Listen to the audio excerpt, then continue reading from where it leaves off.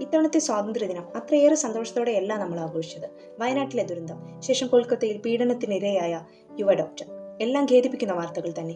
എന്തുകൊണ്ടാണ് കുറ്റകൃത്യങ്ങൾ ആവർത്തിക്കപ്പെടുന്നത്? കുറ്റവാളിയെ പിറ്റേ ദിവസം തന്നെ കണ്ടെത്തുകയും അവന് വേണ്ട ശിക്ഷ വിധിക്കുകയും ജയിലിലടക്കുകയും ചെയ്യുന്നു. ജയിലിൽ അവന് 3 നേരം ഭക്ഷണം നൽകുന്നു, തൊഴിൽ പരിശീലനം നൽകുന്നു, ഏകാന്തമായി ജീവിക്കാനുള്ള സന്ദർഭങ്ങൾ കുറയ്ക്കുന്നു. ഇങ്ങനെയെല്ലാം വാർത്തെടുക്കുന്ന ഒരു മികച്ച പൗരനെയാണ് പിന്നീട് ജയിലിൽ നിന്ന് പുറത്തിറക്കി വിടുന്നത് എന്നാണ് നമ്മുടെ ധാരണ. എന്നാൽ ജയിലിലെ എല്ലാ സുഖങ്ങളും അനുഭവിച്ചറിഞ്ഞവന് വീണ്ടും വീണ്ടും കുറ്റകൃത്യങ്ങൾ ചെയ്യാനുള്ള പ്രേരണ മാത്രമാണ് അതാകുന്നത്. അങ്ങനെയാണ് നമ്മുടെ വാർത്തകളിൽ കാണുന്നത്. യഥാർത്ഥത്തിൽ അടിസ്ഥാന വിദ്യാഭ്യാസത്തോടൊപ്പം അടിസ്ഥാന സൗകര്യങ്ങളും നൽകുക. ഇന്നും നമ്മുടെ സമൂഹത്തിൽ വിദ്യാലയങ്ങളിലേക്ക് എത്തിപ്പെടാൻ സാധിക്കാത്ത കുട്ടികളുണ്ട്. അവരുടെ മുന്നിൽ നല്ല ഭക്ഷണം വാഗ്ദാനം നൽകുക. ഭക്ഷണം കണ്ടെങ്കിലും അവർ വിദ്യാലയങ്ങളിലേക്ക് എത്തപ്പെടട്ടെ. പിന്നീട് അധ്യാപകർക്ക് ആ കുട്ടികളെ ഏറ്റവും മികച്ച പൗരനാക്കി വാർത്തെടുക്കാൻ സാധിക്കും.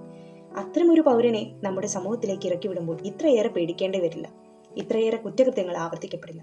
അതിനുവേണ്ടിയാകട്ടെ ഇനിയുള്ള ശ്രമം.